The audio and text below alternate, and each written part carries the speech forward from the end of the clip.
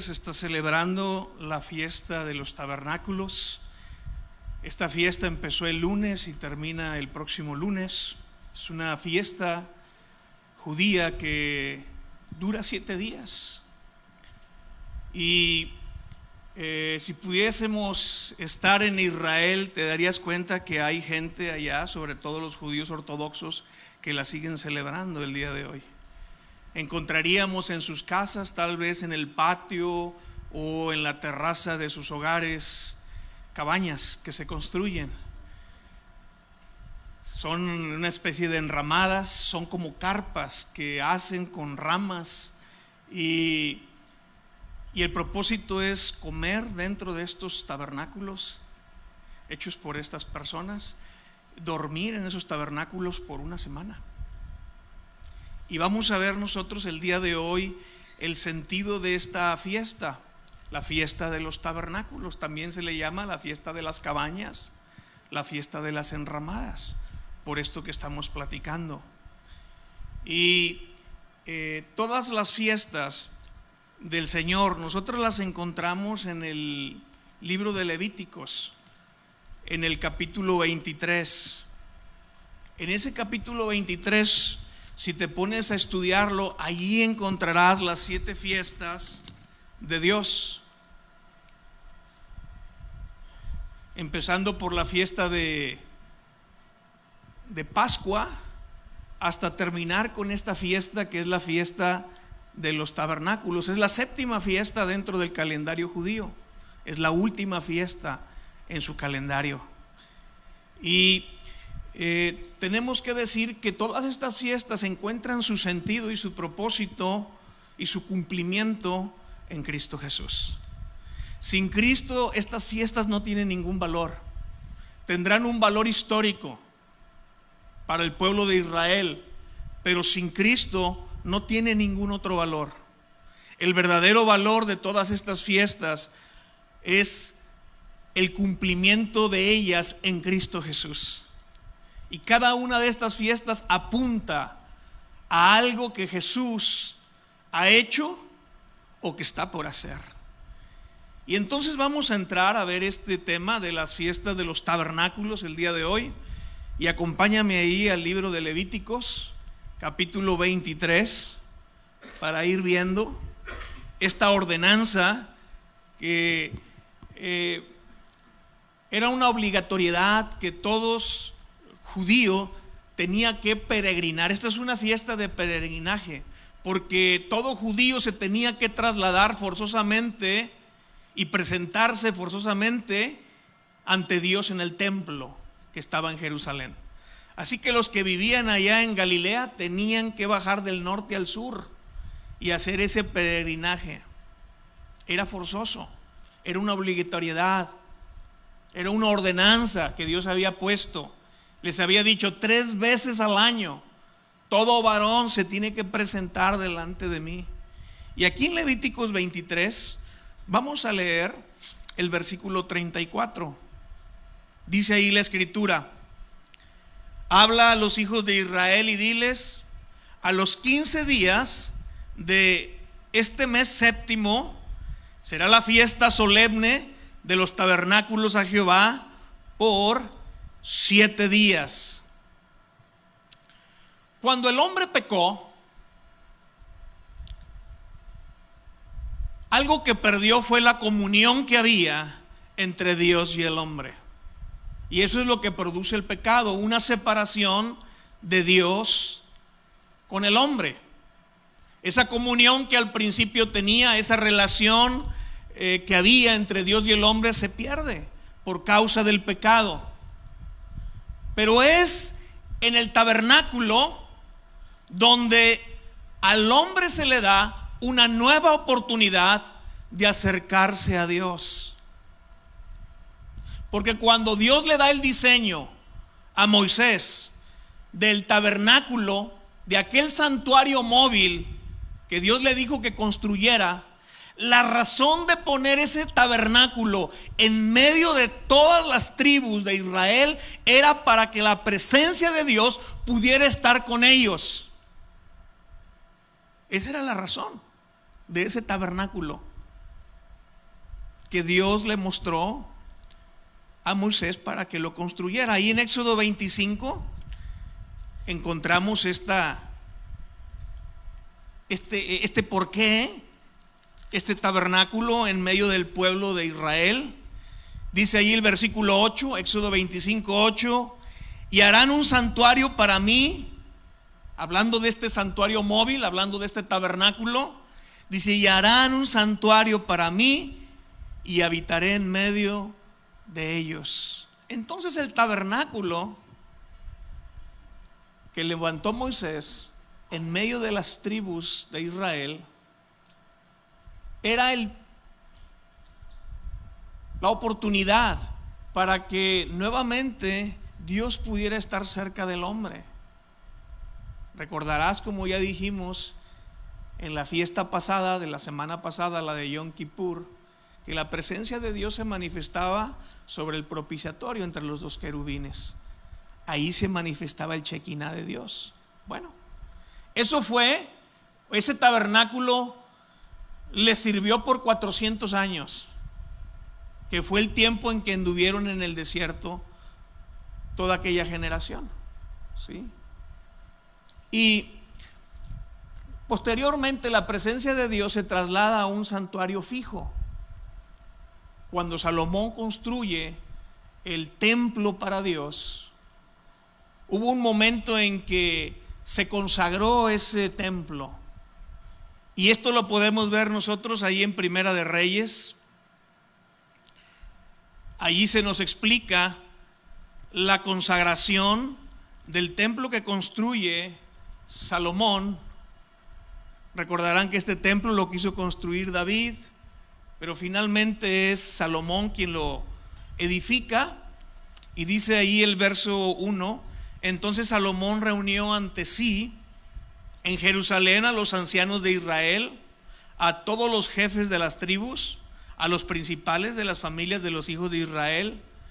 Y mira el propósito de esta reunión: era para traer el arca del pacto de Jehová de la ciudad de David, la cual es Sión.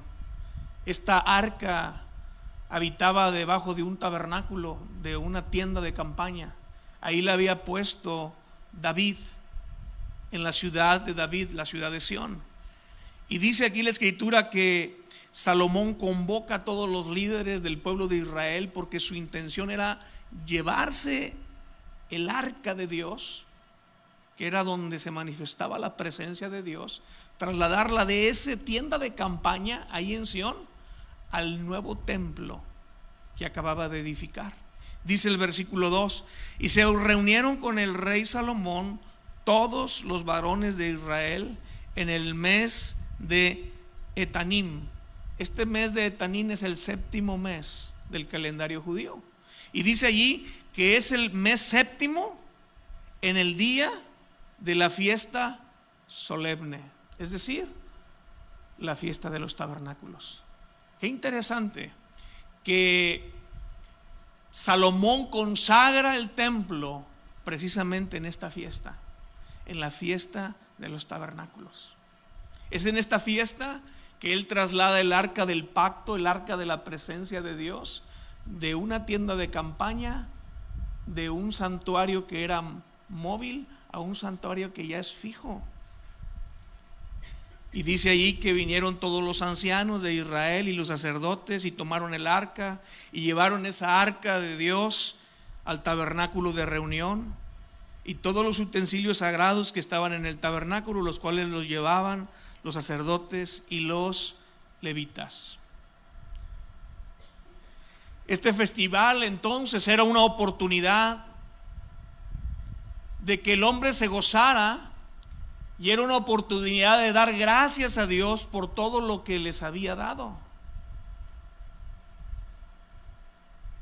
Esta fiesta de los tabernáculos para el pueblo de Israel era un recordatorio de la provisión y de la protección que Dios les había dado cuando los sacó de Egipto y los trajo por todo el desierto hasta meterlos a la tierra prometida. Ahí en Levíticos 23, volviendo a esa escritura, en el versículo 41, Levíticos 23, versículo 41. Dice la escritura: y le haréis fiesta a Jehová por 7 días cada año. Será estatuto perpetuo por vuestras generaciones, en el mes séptimo le haréis. Versículo 42. En tabernáculos habitaréis 7 días. Ahí está la ordenanza de morar por 7 días en esos tabernáculos. Entonces la gente tenía que salir de sus residencias, de sus casas, y vivir debajo de estas cabañuelas que se construían. Dice entonces, en tabernáculos habitaréis 7 días, todo natural de Israel habitará en tabernáculos, para que sepan vuestros descendientes que en tabernáculos hice yo habitar a los hijos de Israel cuando los saqué de la tierra de Egipto. Esta fiesta era un recordatorio para el pueblo de Israel, y no solamente para la gente adulta o para la gente grande, sino también era una enseñanza para los niños. Los niños que ya no pasaron por ese desierto, sino que nacieron ya dentro de la tierra prometida. Cuando los padres construían estas cabañuelas, cuando los padres construían estos tabernáculos, era una oportunidad para enseñarles a sus hijos el significado de esos tabernáculos. Era un recordatorio de que el pueblo de Israel vivió bajo estos cabañas portátiles. El pueblo de Israel vivió en el desierto totalmente dependiente de la provisión y de la protección de Dios. Y eso es lo que celebraban en esta fiesta de los tabernáculos. La forma como Dios los envolvió, la forma como Dios los cubrió durante 40 años que peregrinaron en el desierto. La fiesta era para agradecer a Dios por su generosidad y pedirle su favor para la cosecha del próximo año, porque esta última fiesta se celebraba en la última cosecha que se levantaba del año. Entonces era una fiesta de cosecha también, la fiesta de los tabernáculos. Y de alguna manera era un decirle a Dios: gracias por las cosechas que nos diste este año, gracias por tu provisión, pero ahora te pedimos que así como nos proveíste en este año, nos sigas dando favor para el siguiente. Entonces era una manera de reconocer a través de esta fiesta lo que Dios les había proveído, pero también era una manera de pedirle a Dios que siguiera extendiendo ese favor para el próximo año. Y era un recordar que toda provisión viene de Dios. A veces se nos puede olvidar a nosotros que toda provisión viene de Dios. A veces se nos puede olvidar y pensar que es por nuestro esfuerzo y por nuestra habilidad y por nuestra elocuencia y por nuestra sabiduría y por nuestra experiencia que tenemos provisión. Pero esta fiesta era un recordatorio de que toda provisión proviene de Dios nada más. De hecho, Moisés les había hecho una advertencia al pueblo de Israel antes de entrar a la tierra prometida, y les dijo: mira, tú vas a entrar a una tierra donde hay campos de cultivo increíbles, donde ya hay casas construidas, donde ya hay pozos de agua abiertos. O sea, todo eso vas a llegar y lo vas a poseer. Ni siquiera te tocó a ti trabajar esa tierra. Y ya que estés dentro y tengas toda esa abundancia, no se te vaya a olvidar que todo eso es gracias a Dios. Pero a pesar de que Moisés les advierte al pueblo de Israel se le olvidó.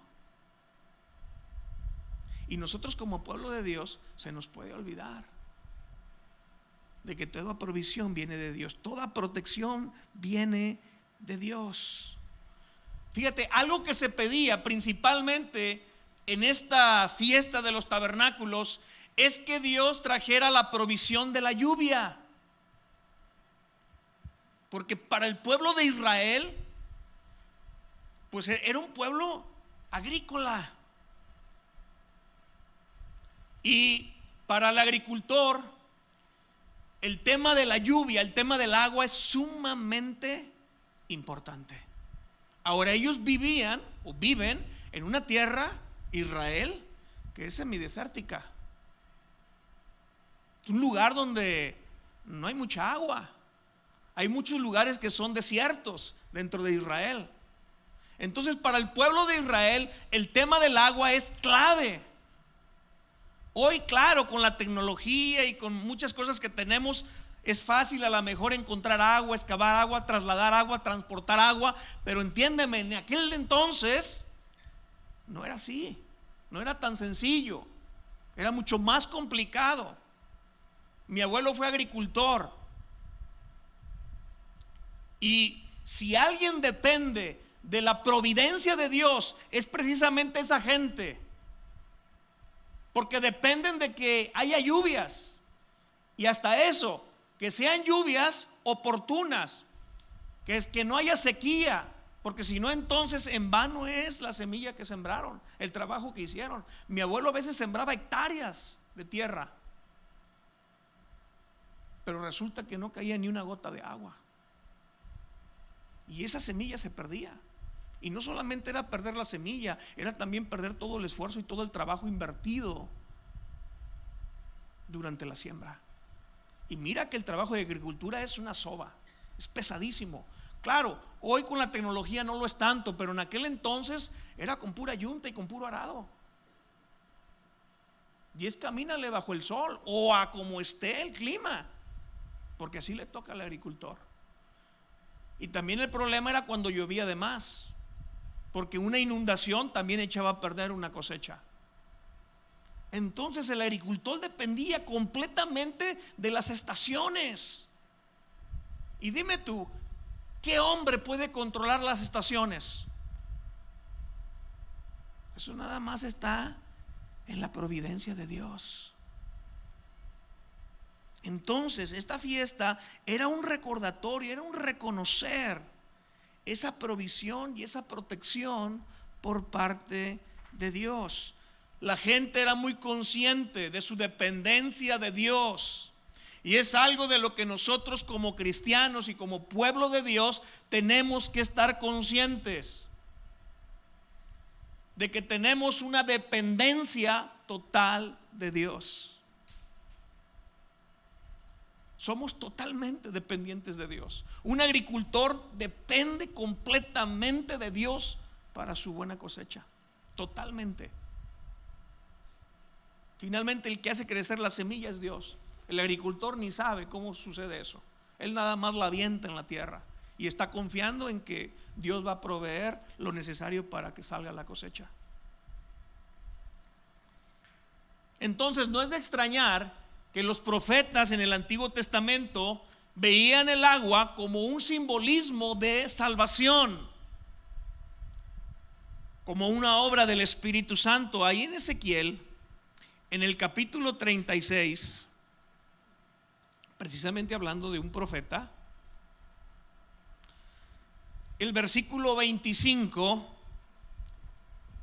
dice la escritura allí: esparciré sobre vosotros agua limpia y seréis limpiados de todas vuestras inmundicias.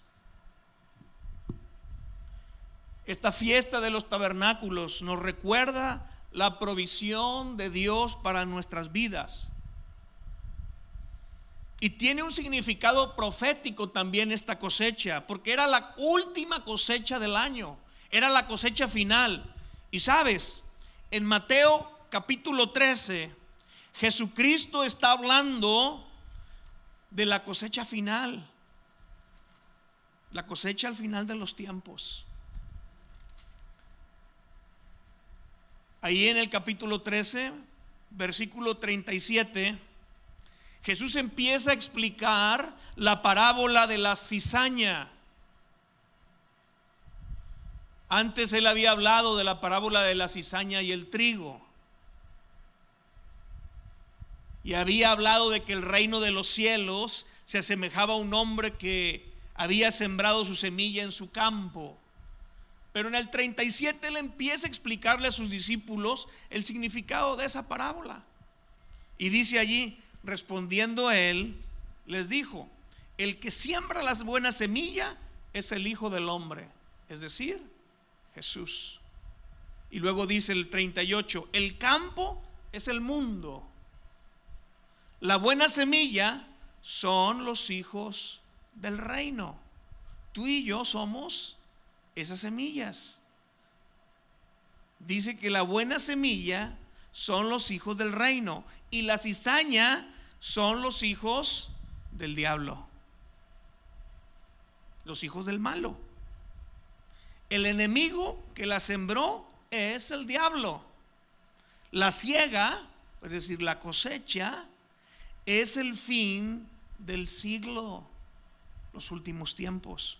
Y los segadores son los ángeles. Y al final, la fiesta de los tabernáculos apunta a aquella gran cosecha que sucederá cuando Jesucristo venga por segunda ocasión. La suca viene siendo esa cabaña que el pueblo de Israel hace con ramas. Y ahí en Levíticos 23 nos habla de esas ramas que utilizaban para construir esta suca. Así se le llama a esa enramada. ¿Sí?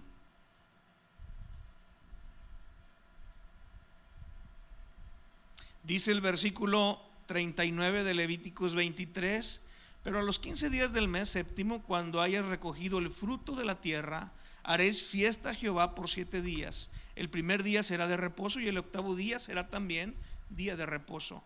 Y luego dice el 40: y tomaréis el primer día ramas con fruto de árbol hermoso, ramas de palmeras, ramas de árboles frondosos y sauces de los arroyos, y os regocijaréis delante de Jehová vuestro Dios por 7 días. Hoy en día el pueblo de Israel agarra 4 especies de ramas para celebrar el Sukkot, la fiesta de las enramadas. Agarran mirto, agarran sauce, agarran lo que es la palma, y no recuerdo cuál es la otra rama que agarran. Pero estas 4 ramas, estas 4 especies diferentes, las agarran el día de hoy para celebrar esta fiesta de las enramadas. Bueno, pues esta suca o esta enramada es una representación de nuestra vida en este mundo, en el cual habitamos de forma temporal, porque esas cabañas eran temporales.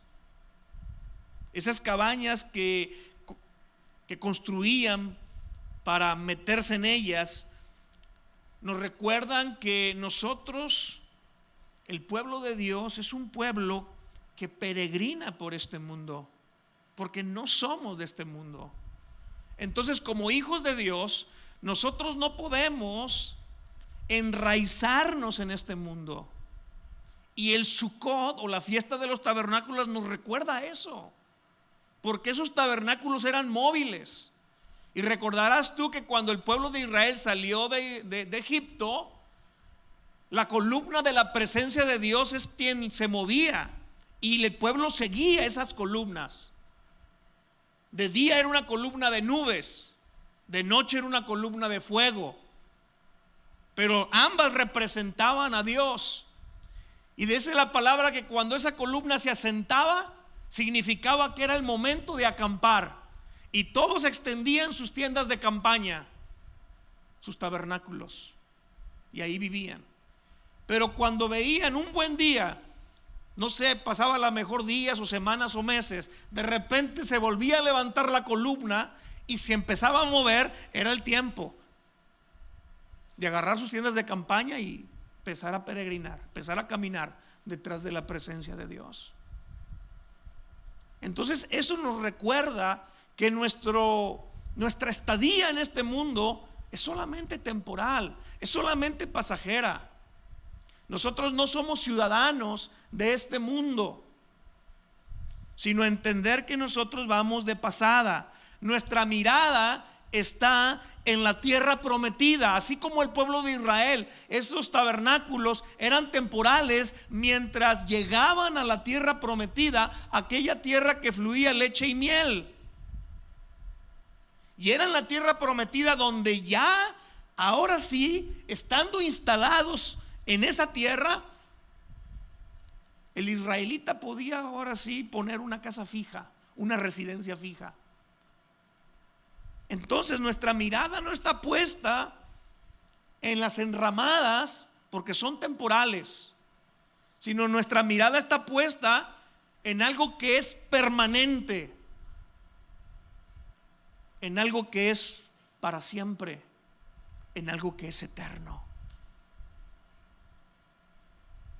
Nuestra mirada está puesta en la tierra prometida, que es el cielo, no en el desierto, que es este mundo. Entonces, otro aspecto de esta fiesta de los tabernáculos es que esta fiesta es para todos los pueblos. Ahí en Deuteronomio, en el capítulo 31, esta fiesta no solamente era para el pueblo de Israel, sino es una fiesta que apunta a todos los hombres de toda nación, de toda lengua, de toda etnia. Dice ahí en Deuteronomio 31, versículo 10: y les mandó Moisés diciendo: al fin de cada 7 años, en el año de la remisión, en la fiesta de los tabernáculos, cuando viniere todo Israel a presentarse delante de Jehová tu Dios en el lugar que él escogiere, leerás esta ley delante de todo Israel a oídos de ellos. Harás congregar al pueblo, varones y mujeres y niños, y nota que dice: y tus extranjeros que estuvieren en tus ciudades, para que oigan y aprendan y teman a Jehová vuestro Dios y cuiden de cumplir todas las palabras de la ley. Entonces era una fiesta donde también los que estaban convocados eran los extranjeros. No solamente era el judío, sino también era el extranjero. Salomón, después de que consagra el templo de Dios, ahí en segunda de Crónicas, capítulo 6, él hace una oración. Y algo de lo que él le pide a Dios es que Dios oiga las oraciones de los extranjeros también. Cuando un extranjero hiciera oración hacia el templo, él pedía que también sus oraciones fueran escuchadas por parte de Dios. Entonces nos damos cuenta que esta fiesta de los tabernáculos es una convocatoria para todo el mundo. Cristo no solamente es para los judíos, Cristo es para todo el mundo. La salvación no solamente era para los judíos, la salvación era para todo el mundo. El problema de los judíos es que no entendieron lo que Dios quiso hacer a través de ellos. Los había escogido como su pueblo, los había levantado como un pueblo. Pero el propósito de Israel era dar a conocer a Dios a todo el mundo. Pero Israel se perdió, se le entenebreció el entendimiento, porque ellos se quedaron solamente con las bendiciones de Dios, se quedaron con su Dios y no quisieron compartirlo con nadie más. Se engolosinaron con las bendiciones. Pero el propósito de Dios es de que Israel fuera un canal para dar a conocer a Dios a otras naciones.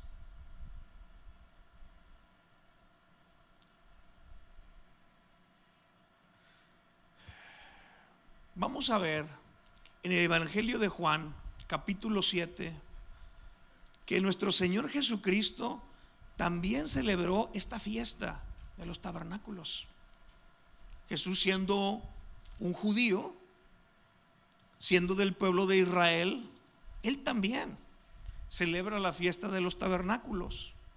Dice ahí Juan 7, versículo 2: estaba cerca, dice ahí la escritura, la fiesta de los judíos la de los tabernáculos. Más o menos era el mes de octubre, septiembre. Y dice, y le dijeron sus hermanos, los hermanos de Jesús: sal de aquí y vete a Judea para que también tus discípulos vean las obras que haces. Porque ninguno que procure darse a conocer hace algo en secreto. Si estas cosas haces, manifiéstate al mundo. Y dice el 5, porque ni aun sus hermanos creían en él. Entonces Jesús les respondió: mi tiempo aún no ha llegado, mas vuestro tiempo siempre está presto. No puede el mundo aborreceros a vosotros, mas a mí me aborrece, porque yo testifico de él que sus obras son malas. Subid vosotros a la fiesta, yo no subo todavía a esta fiesta, porque mi tiempo aún no se ha cumplido. Jesucristo les dice: vayan ustedes, quieren ir a la fiesta, adelante. Yo todavía no subo. No estaba diciendo que no iba a ir, él estaba diciendo que en ese momento no era el tiempo. Recuerden, esta fiesta duraba 7 días. Y Jesús les dice: vayan ustedes, yo voy después, todavía no es mi tiempo. Y dice el versículo 9: y habiéndoles dicho esto, se quedó en Galilea. Pero luego el 10 dice: pero después que sus hermanos habían subido, entonces él también subió a la fiesta, no abiertamente, sino como en secreto. Recuerden que para este momento Jesucristo ya está boletinado en Israel.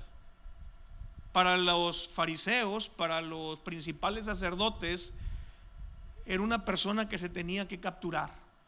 Era una persona que no era deseada y querían atraparlo. Entonces ya había se busca, ¿verdad? Ya había ahí sus letreros de se busca, y ahí estaba Jesús. Jesús sabía que ya andaban detrás de él. Entonces Jesús, en esta fiesta de los tabernáculos, que es la última fiesta que él celebra, él usa 2 elementos tradicionales de esta celebración, de esta fiesta.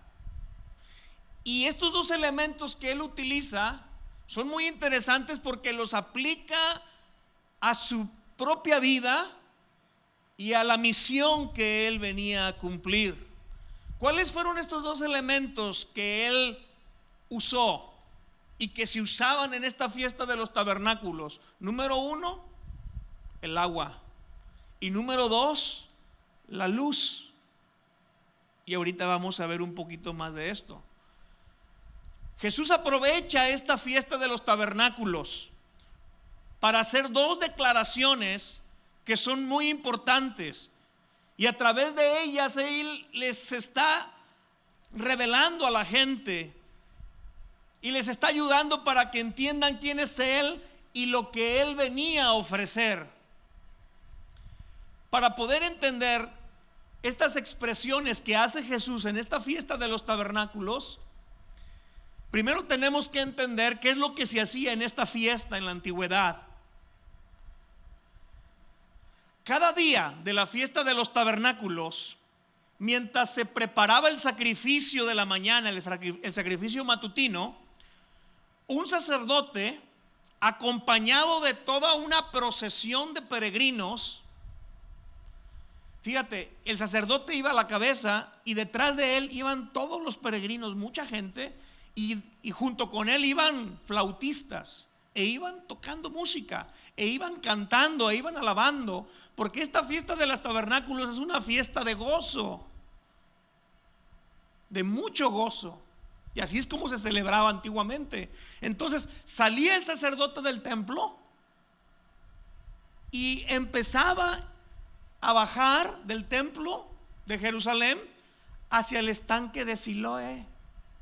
El estanque de Siloé es el estanque donde aquel ciego al que Cristo le puso lodo en sus ojos, lo mandó para que se lavara. Y cuando él obedece a la palabra de Dios y se lava en esas aguas, sucedió el milagro de que él recobró la vista. Bueno, pues el sacerdote antiguamente del templo se trasladaba al estanque de Siloé, y Y el sacerdote iba con un cántaro, con un jarro de oro.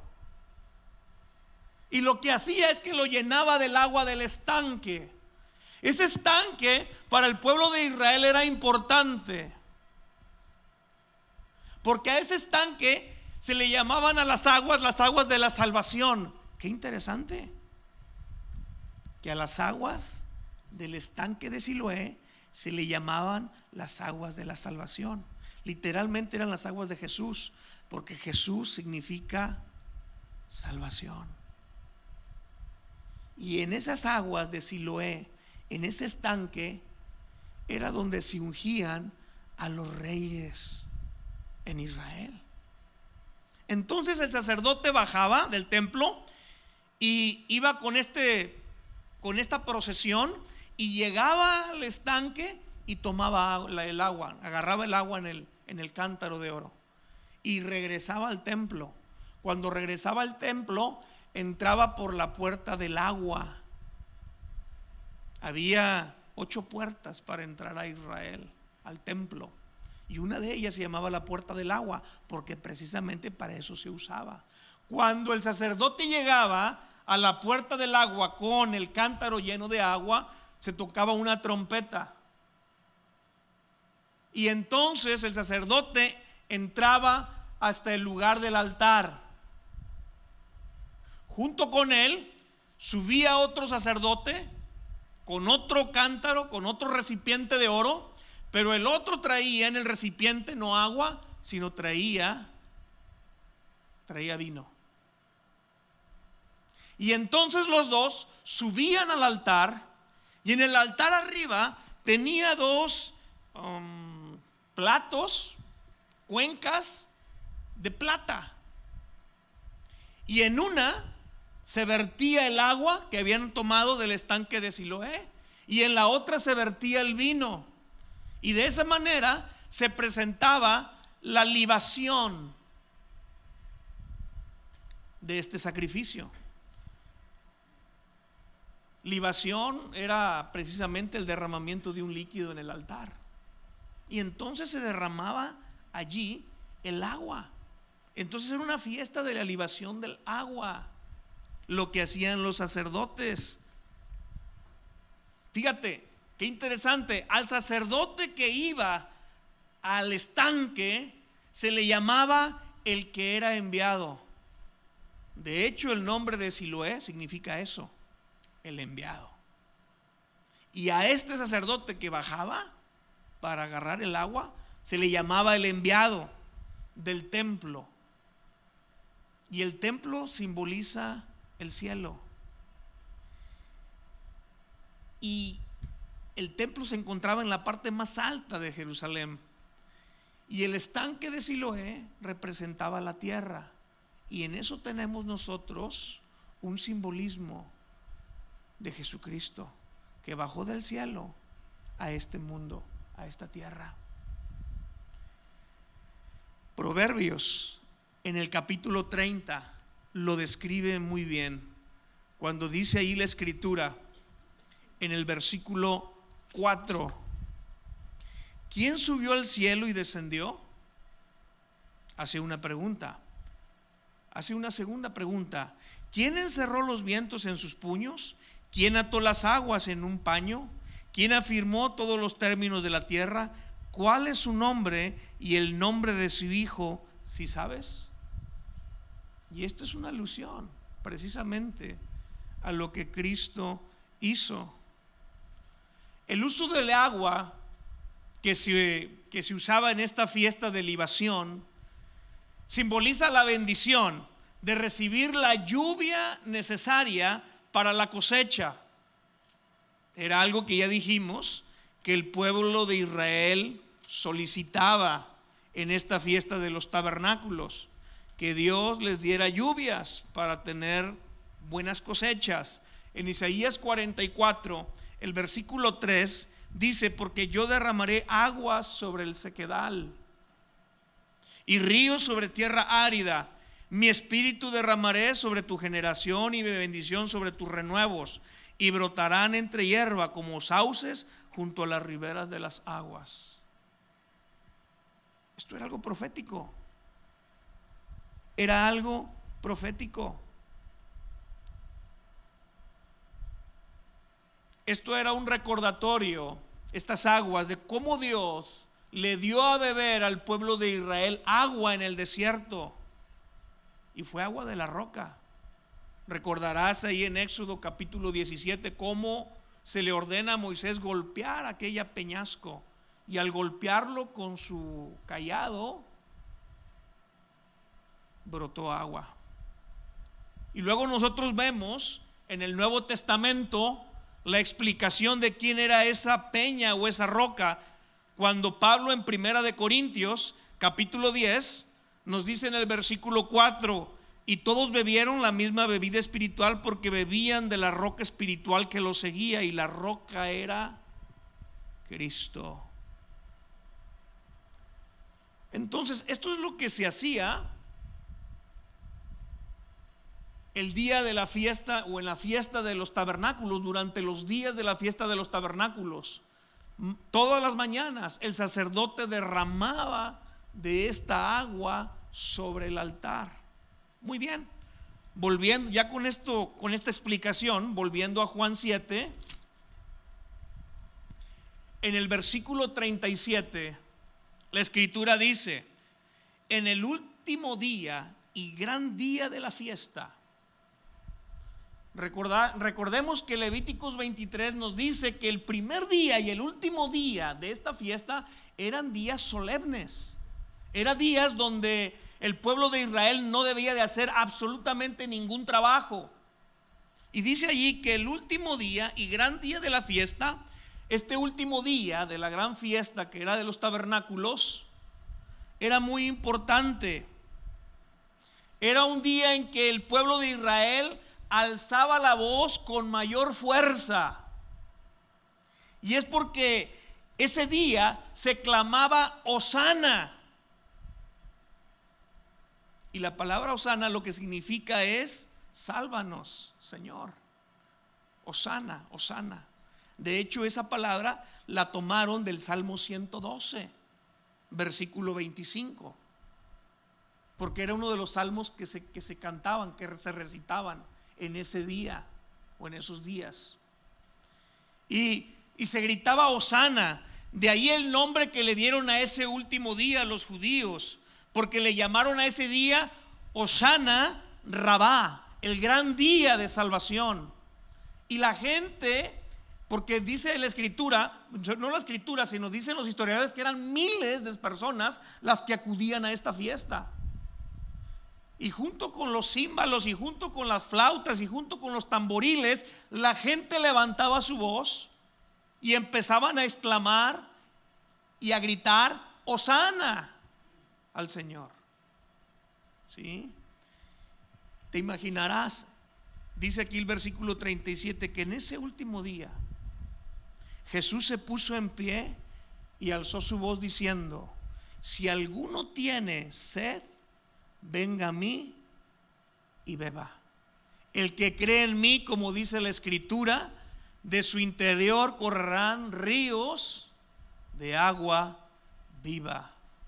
Y entonces esta declaración que hace Jesús para los que estaban ahí tenía mucho sentido, porque por 7 días estaban viendo cómo el sacerdote derramaba agua en el altar de Dios, y cómo ese último día la gente levantaba la voz en una expresión de Hosana, sálvanos, Señor. Y después vemos a Cristo expresando esto, casi como respondiéndoles a esa oración, como respondiéndoles a esa exclamación, como respondiendo a ese clamor. Jesús les dice: yo soy su Salvador, yo soy la fuente de agua viva que ustedes necesitan. Y eso era lo que simbolizaba. En ese momento se estaba cumpliendo lo que Isaías 58 dice en el Antiguo Testamento. En el versículo 11, Jehová te pastoreará siempre y en las sequías saciará tu alma y dará vigor a tus huesos, y serás como huerto de riego y como manantial de aguas, cuyas aguas nunca faltan. También había una profecía en Zacarías respecto a lo mismo. En el capítulo 13,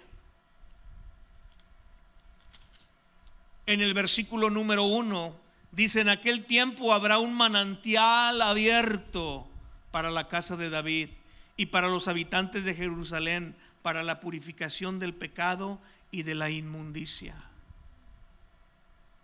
Escúchenme, el verdadero estanque de Siloé era Cristo.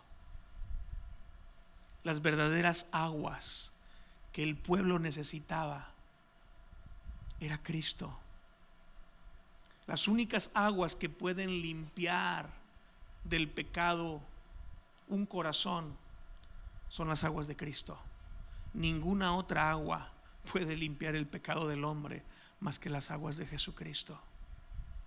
Y así como la lluvia hace germinar la semilla y hace que se dé la cosecha, así también el Espíritu Santo, porque Jesucristo ahí en el capítulo 7 de Juan, después de que él dice: el que crea en mí, como dice en la escritura, de su interior correrán ríos de agua viva, dice el 39, y esto lo dijo del Espíritu que habían de recibir los que creyesen en él. Está hablando del Espíritu Santo. Y así como la lluvia y el agua producen ese germinar de la semilla, ese brotar y dar esa cosecha, el Espíritu Santo hace exactamente lo mismo. Hace germinar la semilla de la palabra en tu corazón y hace que te vuelvas una persona completamente fructífera, que verdaderamente demos cosecha. El segundo elemento, dijimos, uno es el agua, que era esto. El segundo es la iluminación. Y para entender esto también tenemos que trasladarnos a la época en que existía el templo. Hoy ya no se hace esto, pero en aquel entonces, en el atrio de las mujeres, que era el primer atrio o el primer patio cuando tú entrabas al templo, era el patio donde podían entrar las mujeres judías, donde podían entrar, pero ya no podían pasar de ahí. Los hombres sí podían entrar más adentro del templo, porque después del patio de las mujeres estaba el patio para los varones, ¿sí? Pero en este patio, donde también allí se encontraba lo que era el lugar de las ofrendas, bueno, allí lo que se ponían estos días de la fiesta de los tabernáculos es que se ponían 4 candelabros, pero grandísimos. Dicen los historiadores que aproximadamente tenían como 23 metros de altura cada uno, y eran 4 candelabros los que ponían. O sea, estaba altísimo. Y cada uno de estos candelabros tenía 4 lámparas y encima de ellas un tazón grande. Cada lámpara, cada uno de estos candelabros tenía su propia escalera por donde un sacerdote joven subía con jarras de aceite para llenar arriba precisamente la lámpara. Recuerden que en aquel entonces pues no había electricidad, y la única manera de iluminarse es a través de estas lámparas llenas de aceite. Y entonces llenaban esas lámparas de aceite y se prendían. Y cuando se prendían, pues ahora sí que eran unas llamaradas impresionantes. Dice que tanto iluminaban que no había una casa en Jerusalén donde la luz de esas lámparas no llegara. Porque como el templo estaba en la parte más alta de Jerusalén, sobre un monte, pues ya te imaginarás esas lámparas de 20 y tantos metros de altura, pues alumbraba todo Jerusalén. Y lo que se hacía en este atrio o en este patio es que había música, y los varones judíos se ponían a danzar, y muchos de ellos danzaban con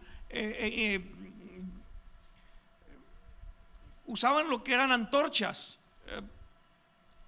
y hacían como una especie de malabares, porque eran antorchas que estaban encendidas, y empezaban a bailar con ellas. Es decir, era todo un espectáculo. En las escaleras que daban a los atrios, que eran 15 escaleras, ahí se ponía toda una orquesta de levitas. Y empezaban a entonar cantos. Y era pasar toda la noche en fiesta, en danza, en cantos, en alabanza. Era una verdadera fiesta.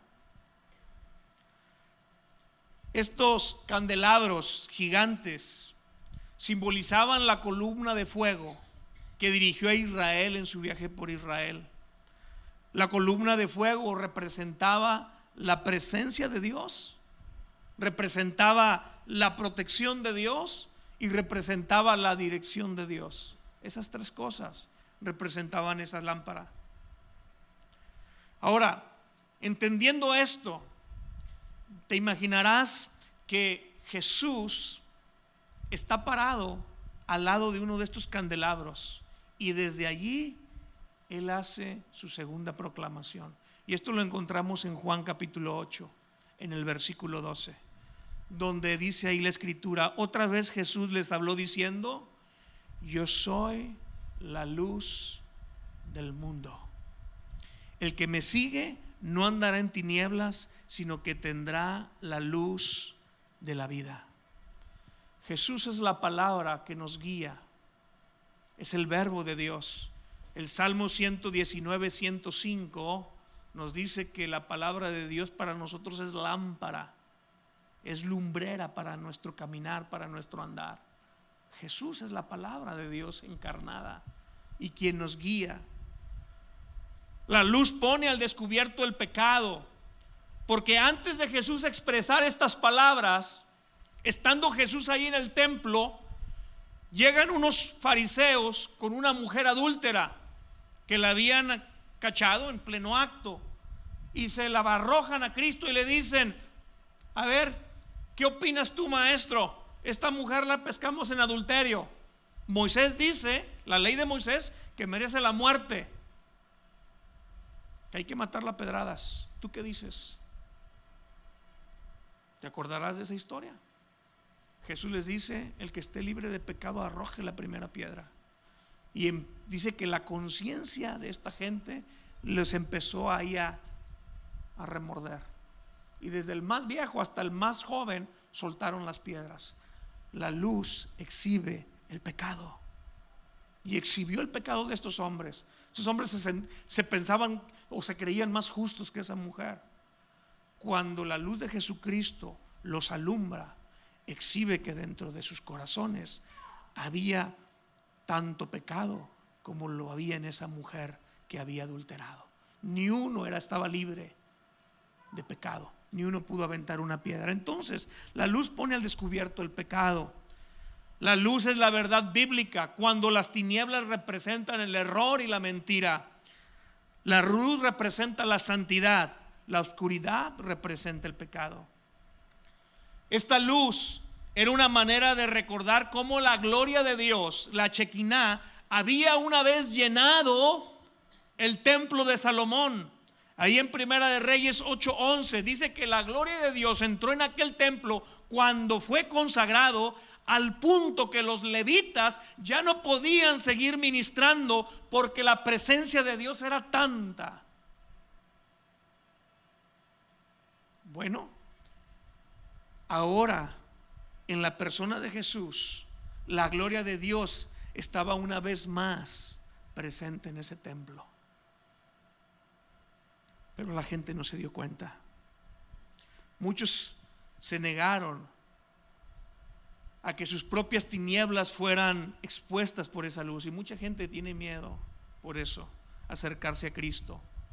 Hay una advertencia en Juan capítulo 3, en el versículo 19, dice: y esta es la condenación, que la luz vino al mundo y los hombres amaron más las tinieblas que la luz, porque sus obras eran malas.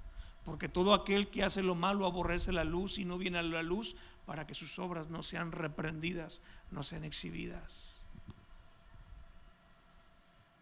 Pero hubo gente que sí se acercó a la luz de Jesucristo. Finalmente, esta fiesta de los tabernáculos apunta a algo profético que viene en Zacarías capítulo 14. en el versículo 16. La escritura dice: y todos los que sobrevivieren de las naciones que vinieron contra Jerusalén, dice ahí la escritura, subirán de año en año para adorar al Rey, a Jehová de los ejércitos, y a celebrar la fiesta de los tabernáculos. Después de que Jesucristo venga en su segunda venida y que venga como Rey y se siente como Rey en Israel sobre todo el mundo, la fiesta de los tabernáculos se seguirá celebrando. Apocalipsis me habla de que Cristo reinará 1000 años en este mundo, y durante esos 1000 años se seguirá celebrando la fiesta de los tabernáculos. Dice que todas las naciones subirán cada año para adorar al Rey. El mundo entero celebrará esta fiesta porque marcará el regreso de Jesús a la tierra. Ahora, mientras nosotros celebramos el día de hoy la fiesta de los tabernáculos, lo que estamos haciendo con eso es una declaración de fe de que creemos en la segunda venida de nuestro Señor Jesucristo a la tierra, y que tenemos una expectativa, tenemos un gozo y una alegría, y que de que lo estamos esperando, de que de veras hay una expectativa de decir: Jesucristo viene pronto. Los tiempos, las señales de los tiempos, todo indica a que la venida de Jesús está cerca, más cerca de lo que podemos nosotros pensar. Jesús es nuestro Sukkot, Jesús es nuestro tabernáculo. Por último, te leo el Salmo 91, un salmo que tiene relación con que Jesucristo es nuestro Sukkot. Él es nuestra verdadera abrigo, nuestra verdadera cubierta. Dice el Salmo 91, versículo 1: el que habita al abrigo del Altísimo morará bajo la sombra del Omnipotente. Diré yo a Jehová: esperanza mía y castillo mío, mi Dios en quien confiaré. Él te librará del lazo del cazador, de la peste destructora. Y luego dice el siguiente versículo: con sus plumas te cubrirá, y debajo de sus alas estará seguro. Escudo y adarga es su verdad. No temerás el terror nocturno, ni saeta que huele de día, ni pestilencia que ande en oscuridad, ni mortandad que en medio del día destruya. Caerán a tu lado 1000 y 10,000 a tu diestra, mas a ti no llegará. Ciertamente con tus ojos mirarás y verás la recompensa de los impíos. Y luego el siguiente versículo, el número 9 y 10, dice: porque has puesto a Jehová, que es mi esperanza, al Altísimo por tu habitación. No te sobrevendrá mal, ni plaga tocará tu morada. Y entonces nos habla de que nosotros debemos de refugiarnos en el verdadero Sukkot, en la verdadera enramada que es Cristo Jesús, bajo sus alas.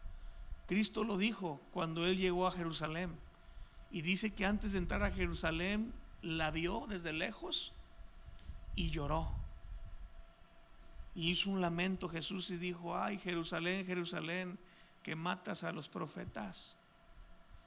Dice: cuántas veces quise juntarlos como la gallina junta sus polluelos debajo de sus alas. Cristo quería hacer esa cobertura, Cristo quería hacer esa cabaña, esa protección, pero el pueblo de Israel no quiso. Tenemos que entender estas fiestas de los tabernáculos. Amén. Ok, bueno, pues este es el simbolismo de esta fiesta que esta semana se está celebrando en Israel, y vamos a terminar orando. Así que acompáñame Y Padre, te damos gracias, Señor, porque entendemos el significado de estas fiestas y de cómo cada una de ellas apunta a la persona de nuestro Señor Jesucristo. Te pedimos sigas trayendo revelación de cada una de estas fiestas. Y Padre, que esto nos sirva para enamorarnos más de Jesús. Que esto nos sirva para acercarnos más a Cristo. Que esto nos sirva para anhelar más conocer de Cristo. Hoy reconocemos que Jesucristo es nuestro Sukkot. Jesucristo es nuestra cobertura.